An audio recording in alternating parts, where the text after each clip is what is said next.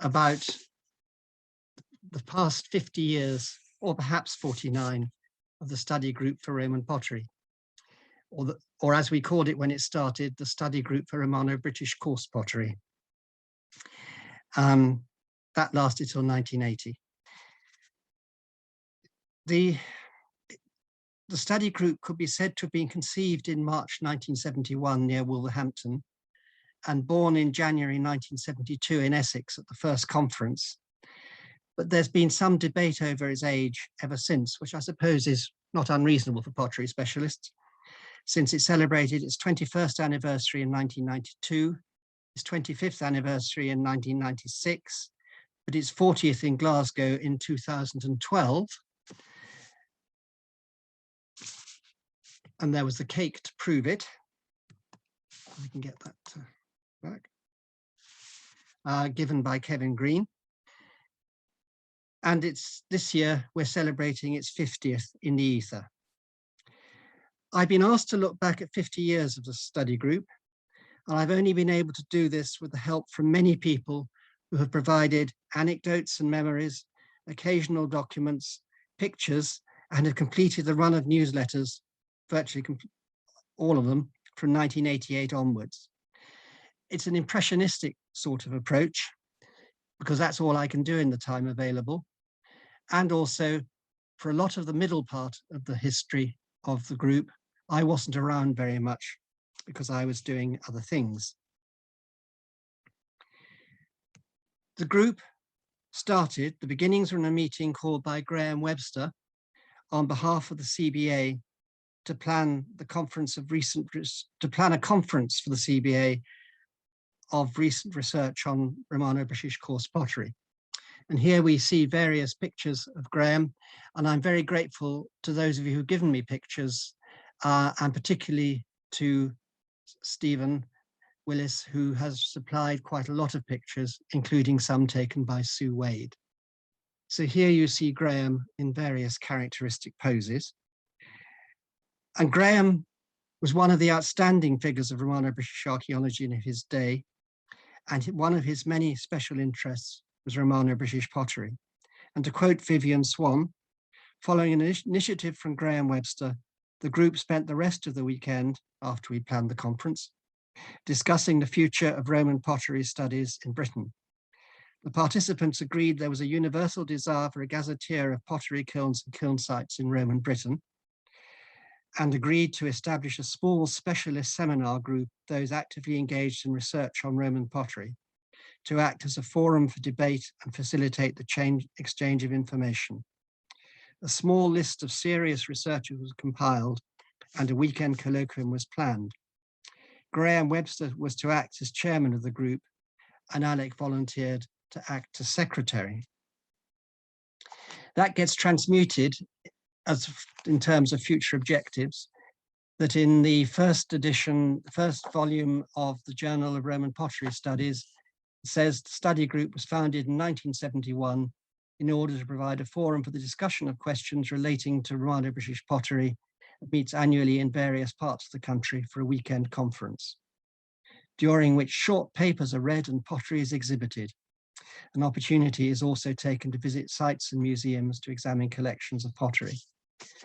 And in the earliest version of the Constitution I found, Article 3, which Fiona's talking about later, says the object of the group shall be to further the study of pottery of the Roman period in Britain.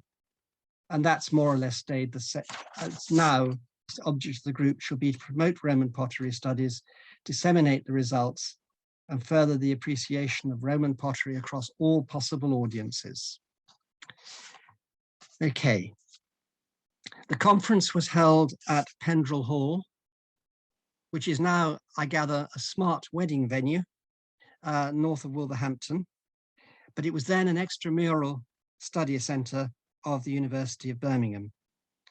According to Maggie's speech on the 40th, Maggie Darling's speech on the 40th anniversary of the group, 16 people attended.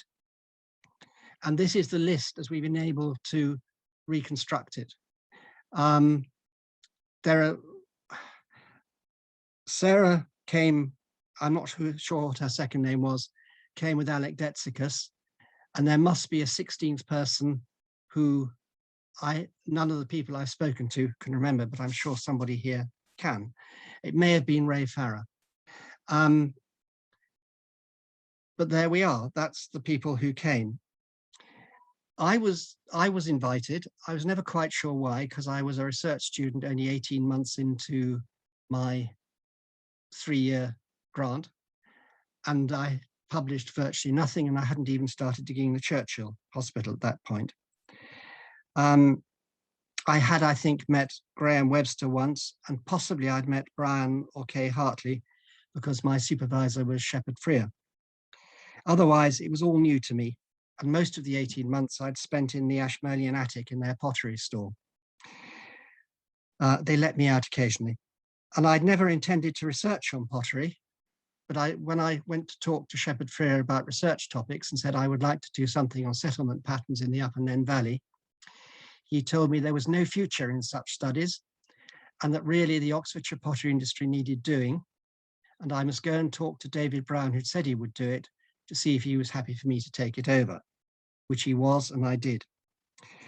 One of the early things I realized was that I'd grown up until I was 16 in the middle of the Oxford industry, literally, without knowing that it existed, although there was a radius about 1 mile around my house where there were no kilns found ever. The 1972 CBA conference duly happened in March in New College in Oxford, and the proceedings were published very rapidly in 1973. My copy isn't quite that faded, but that's how the photo came out.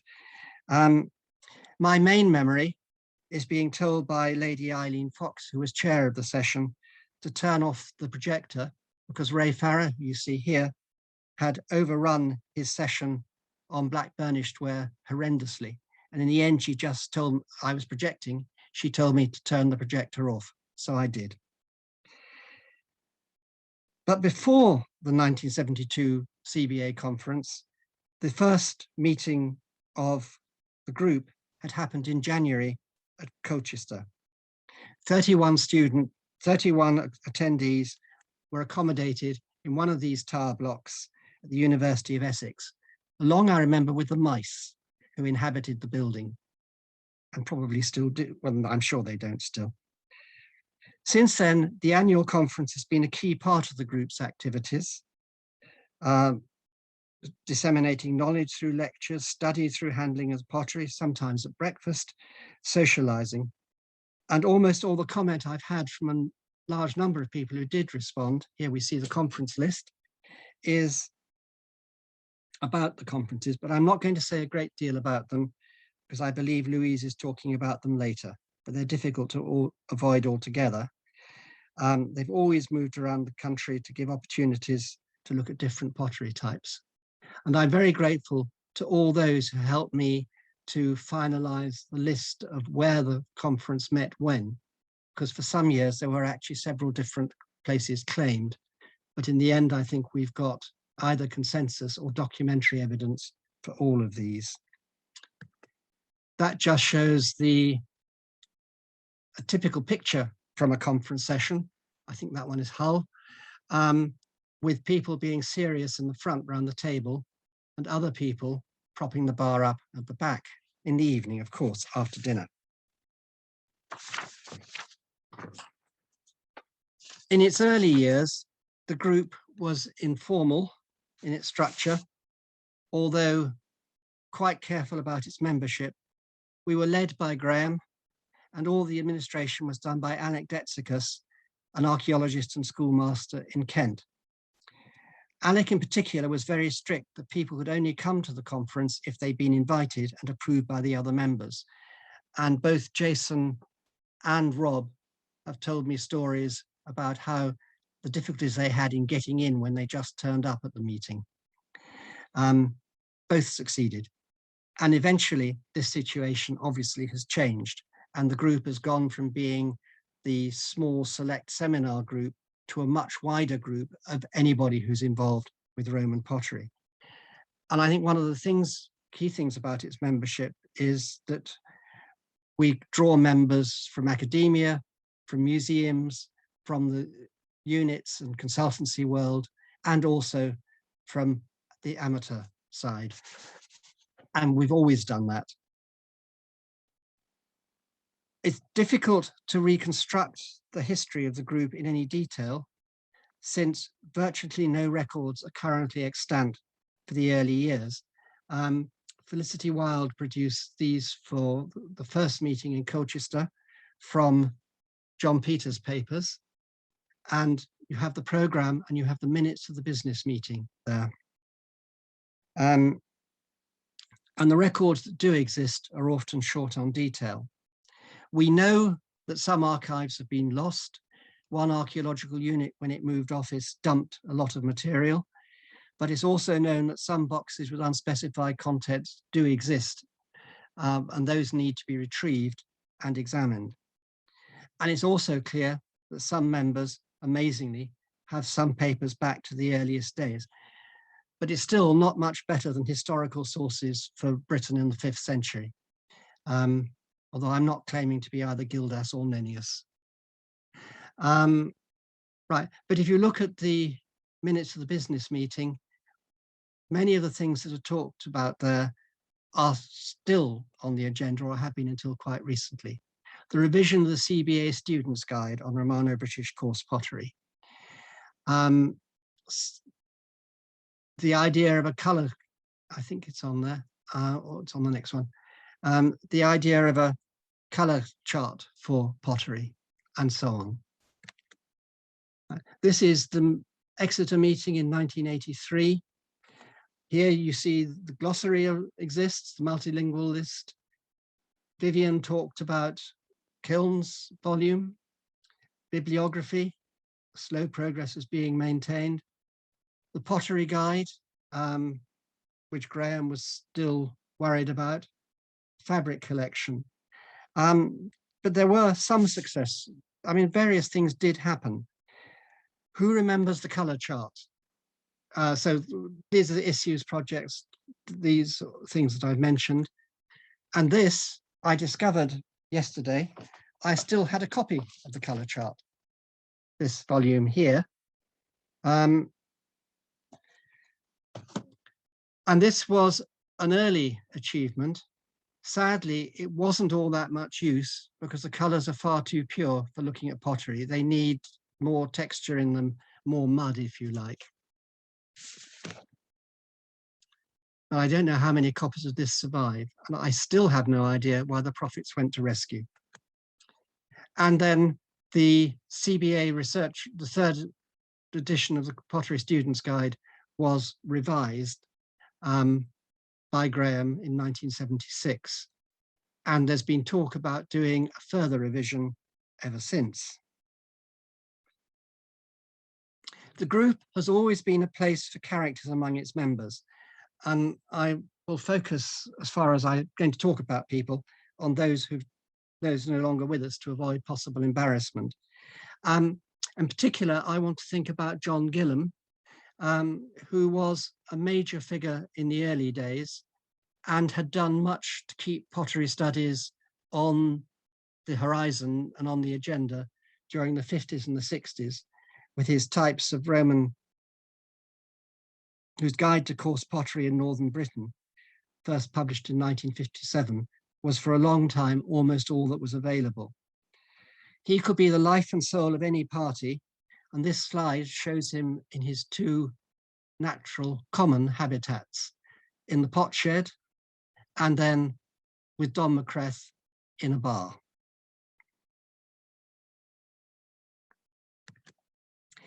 By the mid-1980s, increasing membership meant that it was no longer possible to manage the group so informally.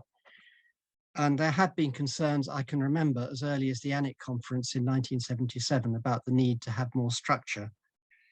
And the result was the formalization of the group, which is a term used in various places, including Vivian's Wikipedia entry and in her obituary of Alec Detsicus and elsewhere, with the adoption of a constitution and the election of a president, secretary, treasurer, and committee members. The first president was Vivian Swan from 1986 to 1990. And you see the list of presidents since then, right through to the present day.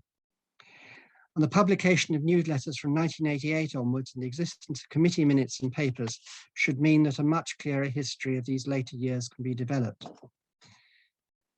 And certainly from the formalization in 1985 and earlier, I think, Vivian was a leading personality within the group and highly influential.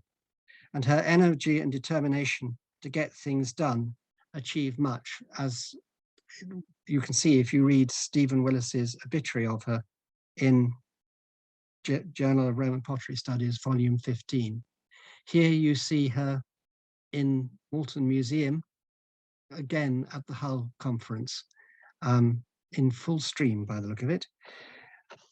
She died sadly early in 2009. Tony, her husband, said at her funeral memorial service that if anybody wanted, any women wanted to take one of her scarves, they were welcome to do so. And at the following conference in Chichester, this photograph was taken of people wearing Vivian's scarves. She was a great influence on the group and on most of us who met her, actually. Apart from conferences, the group has branched out in many other directions to support the study of Roman pottery and those who work on it, in many cases working with various partners. So we've had guidance documents on processing. You have the two extremes chronologically here. On the left, you have what is generally known as the Scorp Guidelines, published by the Department of the Environment, this is pre-English heritage, in 1980, which was produced by a joint effort by the department and by the study group. Scorp comes from Steering Committee on Roman Pottery, which was the joint committee set up to do that by the department and the study group, which was finally published in 1980. Not only was study group the first of the ceramic research groups established, I think it was also the first one to actually publish guidance on the processing and publication of pottery from excavations. And on the right-hand side, you see the latest iteration, which is a standard of pottery studies in archaeology, which was produced 2 or 3 years ago. And here you can see there has been progress because it's a joint publication by the prehistoric group, our group, and the medieval pottery research group, the sort of cooperation which is ideal. We've produced research frameworks and a research strategy. This one edited by Rob. And we've tried to set an agenda for future work and so on. And there are the bibliographies which have gone on through the years. Study group took the initiative in digitizing Vivian's volume on the pottery kilns of Roman Britain, one of the major achievements of the last 50 years, actually.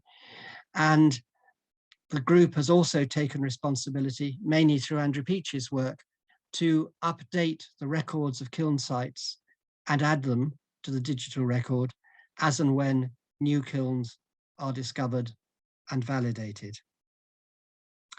And the group was involved early on with training. I remember, of course, we organized at Nuston Hall in 1979, and there have been many regional meetings over the years as well, and also specialist groups on Samian and so on.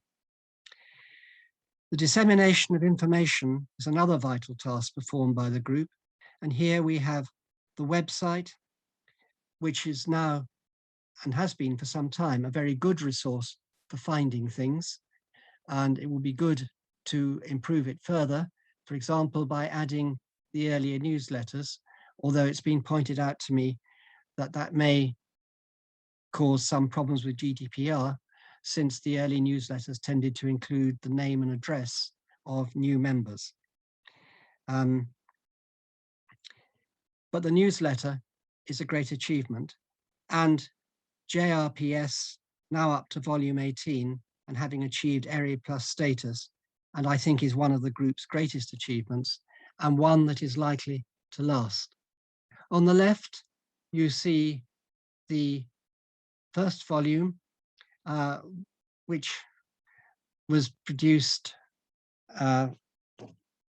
sort of fairly in what one would now see as a fairly sort of primitive production, dot matrix printing, I think, and so on, and staple in perfect binding and so forth. I'm afraid either one of the dogs must have walked over this at some point, hence the paw marks. And then on the right, you have the most recent volume, which we received a few weeks ago. And I think, which now publishes a vast range of material from Britain and from Europe, and also contains a lot of very useful papers, and I think is a major result of the group's activities. I think generally, if you look at it, dissemination has been an important part of what we do, and there's again this trend of moving from the original intention of being a small seminar group to being something much bigger, much more inclusive, much more bringing people in and trying to disseminate knowledge out. The group began in response to the need to conclude. The group began in response to the need to gain recognition of the significance of Roman pottery at a time when archaeology was expanding out of its traditional homes of academia, museums, and local societies. We had the growth of rescue archaeology due to the increasing pace of development, the establishment of units, which has ended up and morphed into the structure we have now today, with many different companies and consultancies. And the group's growth and changes have paralleled that of archaeology as a whole. Many of the problems that were perceived in 1971 are still there.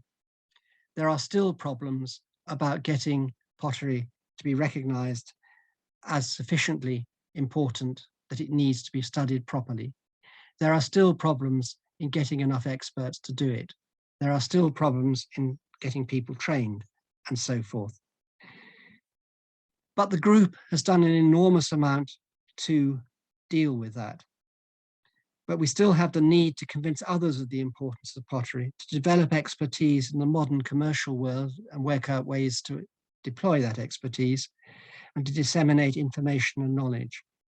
In the next 50 years, the group will change and develop further, and will, I hope, continue to champion the need for expertise and the fundamental importance for pottery evidence to the wider archaeological community. And I'll finish with a quote from Maggie's speech from the 40th anniversary in 2012. The key to the success of the group was and is that it was a group of friends whose enthusiasm drove the subject ever forwards and led to enjoyable meetings where information could be exchanged and discussed, quite apart from promoting the fundamental value of pottery evidence to the wider archaeological community. And after 40 years, the group is well able to meet the challenge still. And after 50 years, this is still just as true as it was 9 years ago, because we still are not quite certain whether we're 50 years old or 49. Thank you very much.